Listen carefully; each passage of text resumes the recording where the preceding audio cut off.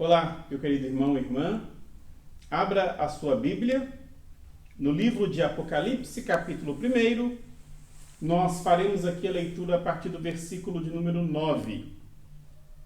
O texto bíblico diz assim: Eu, João, irmão vosso e companheiro na tribulação, no reino e na perseverança em Jesus, achei-me na ilha chamada Patmos, por causa da palavra de Deus e do testemunho de Jesus.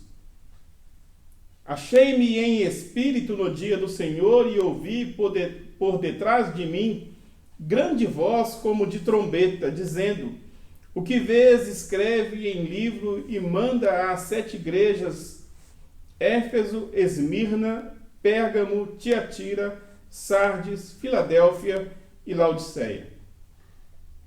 Voltei-me para ver quem falava comigo, e voltado vi 7 candeeiros de ouro, e no meio dos 7 candeeiros um semelhante a filho do homem, com vestes talares e cingido à altura do peito com uma cinta de ouro. A sua cabeça e cabelos eram brancos como a alva lã, como neve, os olhos como chama de fogo, os pés semelhantes ao bronze polido, como que refinado numa fornalha, a voz como voz de muitas águas. Tinha na mão direita 7 estrelas, e da boca saía-lhe uma afiada espada de 2 gumes. O seu rosto brilhava como o sol na sua força. Quando o vi, caí a seus pés como morto, porém ele pôs sobre mim a mão direita, dizendo: Não temas, eu sou o primeiro e o último, e aquele que vive. Estive morto, mas eis que estou vivo pelos séculos dos séculos, e tenho as chaves da morte e do inferno. Escreve, pois, as coisas que viste, e as coisas que são, e as que hão de acontecer depois destas. Quanto ao mistério das 7 estrelas que viste na minha mão direita, e aos 7 candeeiros de ouro, as 7 estrelas são os anjos das 7 igrejas, e os 7 candeeiros são as 7 igrejas. Amém. O dia 31 de outubro de 1517 foi o marco daquilo que ficou conhecido como a Reforma Protestante.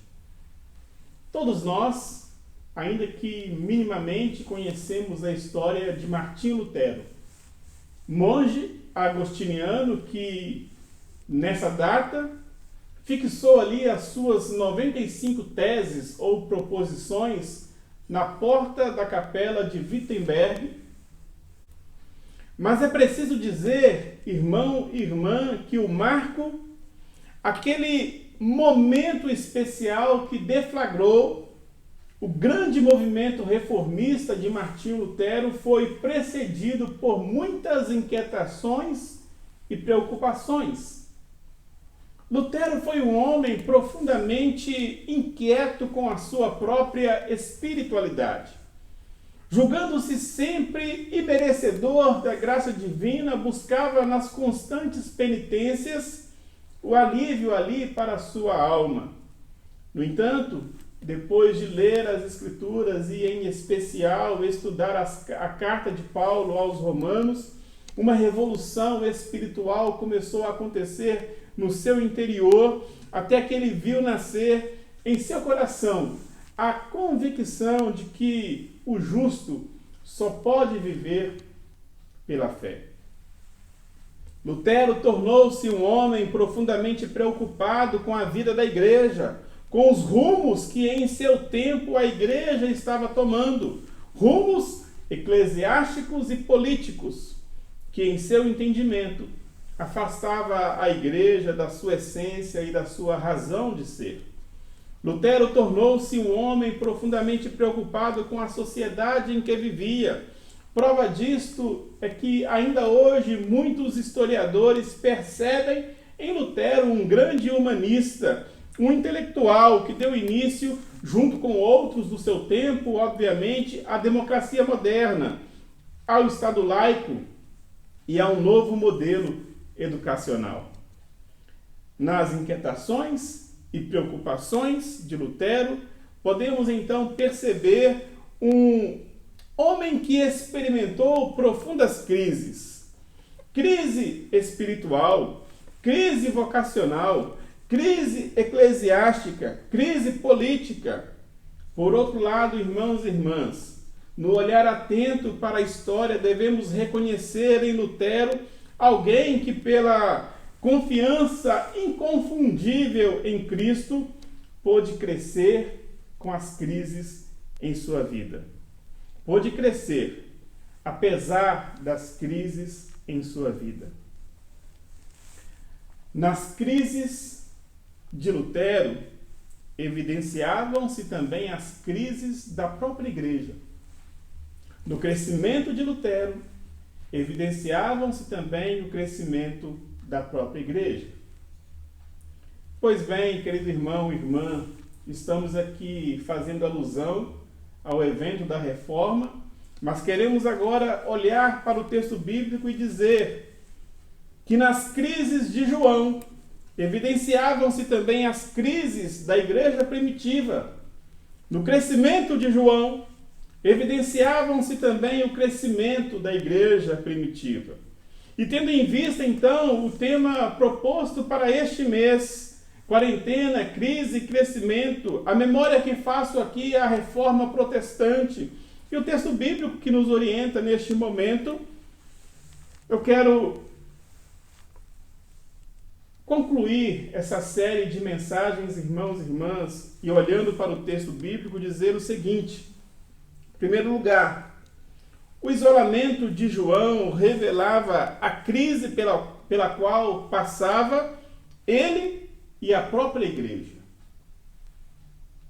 O livro de Apocalipse, que quer dizer revelação, é um dos poucos escritos do Novo Testamento que traz no corpo do texto a identidade do seu autor.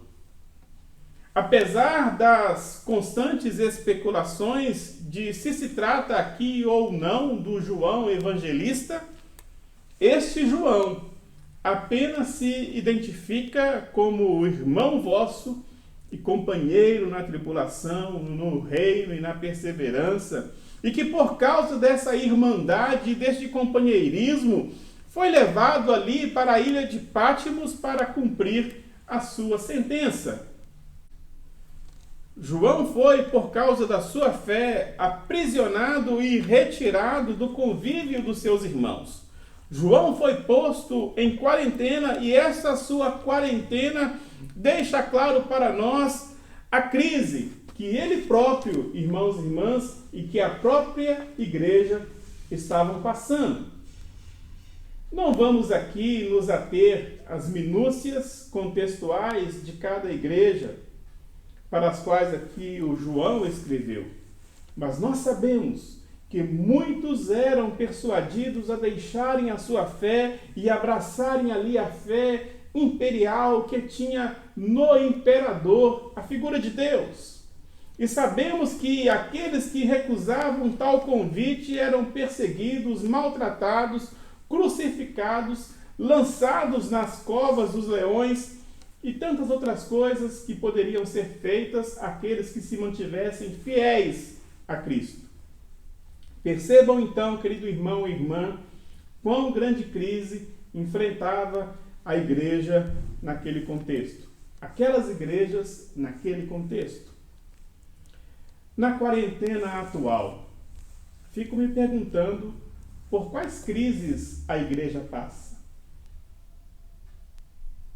Não somos, pelo menos aqui no Ocidente, perseguidos por causa da nossa religião. Particularmente, não acredito naquilo que tem sido veiculado por aí a respeito de uma chamada cristofobia. Penso que essa questão não existe no Brasil. Não há por aqui pressões externas para que cristãos e cristãs abandonem a sua fé. Então, fico me perguntando, irmão e irmã, por quais crises a igreja passa na atualidade e, em especial, nesse período de pandemia?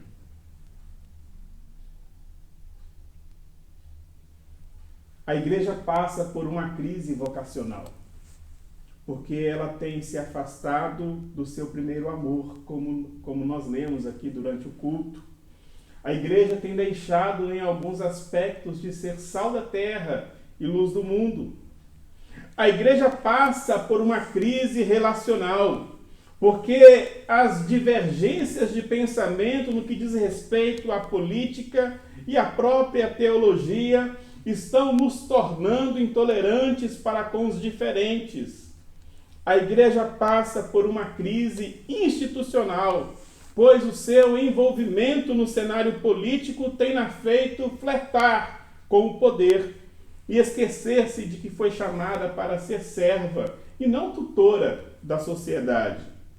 A igreja passa por uma crise espiritual, pois muitos na pandemia estão descobrindo que, na verdade, o que tinham não era fé, mas um comportamento religioso que sente apenas saudade do templo. O tempo em que vivemos é outro, irmãos e irmãs. As crises que assolam a igreja, que assolavam a igreja primitiva e a igreja medieval, não são as mesmas que assolam a igreja contemporânea.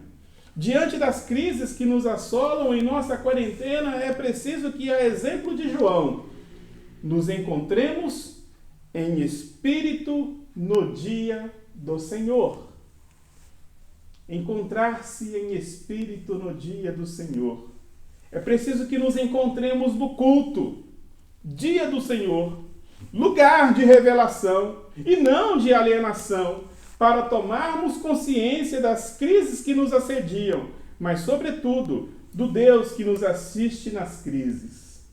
Por isso, querido irmão e irmã, olhando ainda para o texto bíblico, podemos dizer que a visão de João revela o poder daquele no qual tanto ele quanto a igreja acreditavam. A igreja, tomada pela crise, precisa ouvir a voz do seu Senhor para que, em meio às crises da vida, sinta o conforto e as exortações necessárias para que consiga perseverar sem abrir mão da sua vocação, da sua comunhão, da sua interlocução ética com a sociedade e sem abrir mão da sua espiritualidade acima de tudo. É para que a igreja persevere sendo igreja que Jesus se manifesta no dia do culto, para que na liturgia do culto a igreja se prepare para a liturgia da vida.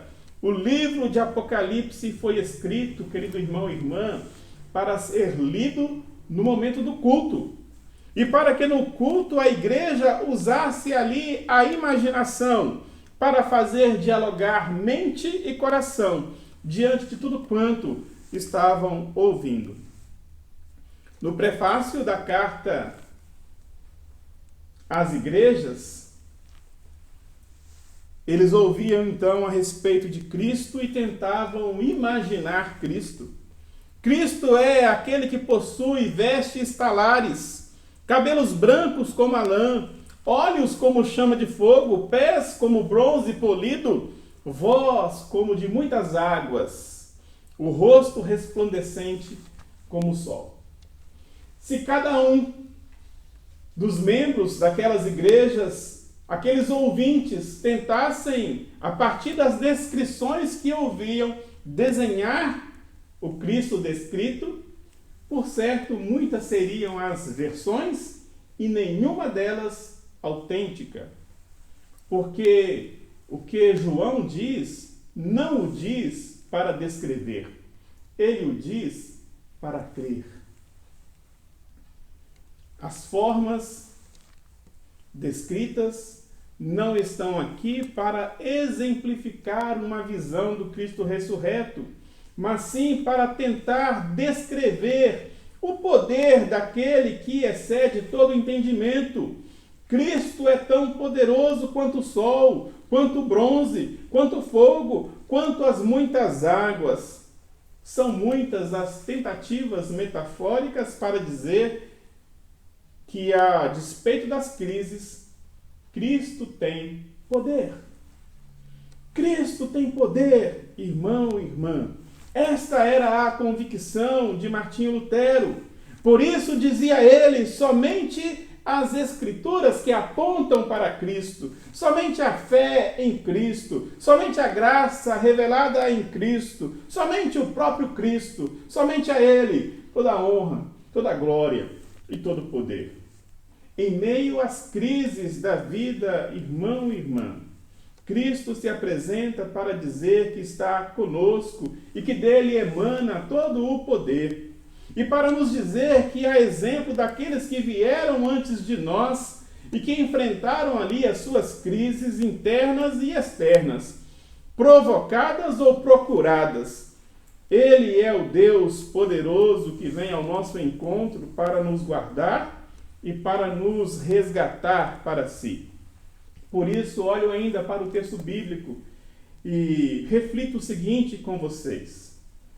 A revelação recebida por João constituía oportunidade para que toda a igreja crescesse apesar das crises. A forma corpórea de Jesus não se constituía um mistério a ser decifrado. O único mistério que Jesus esclarece a João e à igreja é o mistério referente aqui às estrelas e aos candeeiros de ouro. Na cultura romana, o imperador era retratado como aquele que segurava nas mãos as estrelas que simbolizavam os planetas e, portanto, o seu domínio universal sobre todas as coisas.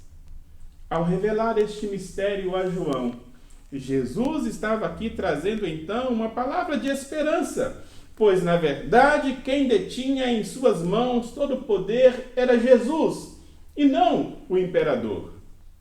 Competia a Jesus sustentar ou soltar qualquer estrela de suas mãos. As estrelas, que aqui no contexto imediato do texto, representava os líderes espirituais de cada uma daquelas igrejas. Ao revelar este mistério a João, Jesus estava então trazendo uma palavra de perseverança, pois ele é aquele que passeia no meio dos candeeiros, que são aqui as 7 igrejas. Jesus nunca abandonou a sua igreja. No Evangelho de Mateus, ali no capítulo 28, na despedida com os seus discípulos, ele diz: eis que estou com vocês todos os dias, até a consumação dos séculos. O apóstolo Paulo, ao referir-se à igreja, também de forma metafórica, vai dizer: a igreja é o corpo, cuja cabeça é Cristo. A igreja como corpo só existe porque existe um Cristo, que é a cabeça deste corpo. Assim, querido irmão e irmã, cresce na crise aqueles que decodificam estes mistérios. Mistérios que apontam para o poder de Cristo sobre a igreja e sobre a história como um todo, e para a sua presença inconfundível que traz segurança, esperança, perseverança nos momentos mais difíceis, mais complicados da nossa vida, em particular, mas também da igreja como um todo. Jesus esteve ali com as 7 igrejas da Ásia Menor. Ele esteve com a igreja medieval, exortando-a, corrigindo-a, acolhendo-a e fazendo com que ela perseverasse em sua missão. Jesus está com a sua igreja hoje. Jesus está no seu lar, irmão e irmã. Jesus está com cada um de nós que nos apropriamos, que acolhemos o sobrenome de cristãos e cristãs. E a exemplo da sua presença lá no passado, ele se faz presente para nos tornar mais fortes em meio às crises que nós enfrentamos. Creia nisso, querido irmão e irmã, e desfrute do crescimento que o Espírito Santo lhe dará. No próximo dia 31 de outubro, comemoraremos 503 anos da Reforma Protestante. Este marco na vida da igreja moderna foi antecedido pelas inquietações, preocupações de vários reformadores, dos quais aqui eu chamo a atenção para aquele que se tornou o ícone deste movimento, Martinho Lutero. Suas inquietações e preocupações provocaram uma revolução copernicana, primeiramente em seu interior, pois após descobrir a centralidade de Cristo para a salvação, ele se propôs a viver à luz dessa centralidade por toda a vida. De igual modo, a igreja que vivia centrada em si mesma foi desafiada a repensar a sua postura no mundo, de modo a resgatar a sua vocação, a sua comunhão, a sua espiritualidade e a sua dependência exclusiva em Jesus, mesmo nos momentos mais difíceis. Nessa quarentena, querido irmão e irmã, nessa pandemia, a igreja, institucionalmente falando, está passando por crises. Crises essas que nada têm a ver com perseguições sofridas, mas por ambições perseguidas pela própria igreja. Só não enxerga essas crises quem não quer ver. Nessa quarentena, nessa pandemia, a igreja como organismo está passando por crises também. É como se o corpo sangrasse devido às divisões que se evidenciam nas intolerâncias, nos partidarismos, nos exclusivismos, nas exclusões. A igreja que já não é perseguida, mas que persegue as religiões minoritárias, vive em crise. A igreja que já não é perseguida, mas que persegue os grupos minoritários, como os LGBTs, vive em crise. A igreja que já não é perseguida e, para continuar assim, não sendo perseguida, se omite diante das injustiças sociais, vive em crise. Eu fico pensando, querido irmão e irmã, se a igreja como um todo não passa por uma crise de amor. O lema da reforma é: Igreja reformada, sempre se reformando. Portanto, queridos irmãos e irmãs, pensemos nas crises pelas quais passamos. No Cristo poderoso que se apresenta nas crises para nos consolar, para nos animar, para nos exortar e, acima de tudo, para nos conduzir em triunfo ao seu reino. Que possamos nos voltar em amor para Cristo, para que, a despeito de todas as possíveis crises, sejam elas quais forem, possamos então experimentar um crescimento verdadeiro que acabe por exaltar o nome de Cristo em nós. Que Deus assim nos ajude e nos abençoe. Amém.